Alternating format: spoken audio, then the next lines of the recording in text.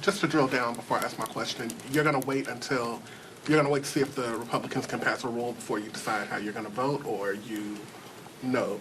Or I'm going to wait until we pass a rule before I tell people what I'm going to vote. Okay. Either way, it serves the same purpose. But look, we've over the last couple of days, the vice chair and I have tried to create an environment with the leadership team where we hear directly from members who are struggling, who are frustrated by what they see.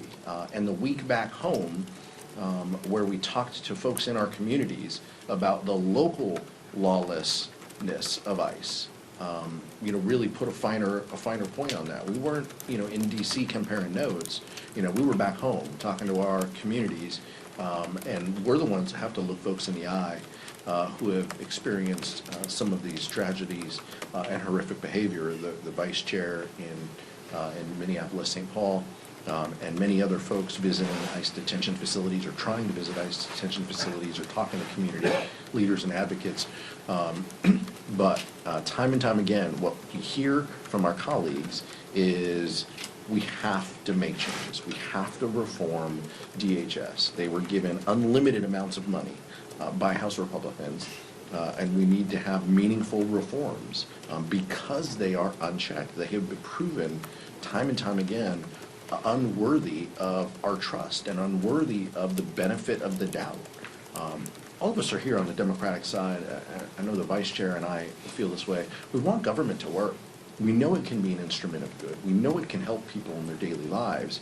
And what these folks are doing sets all of us back because they are now going to be afraid. And I talked to our local law enforcement leaders about this in San Bernardino County last week.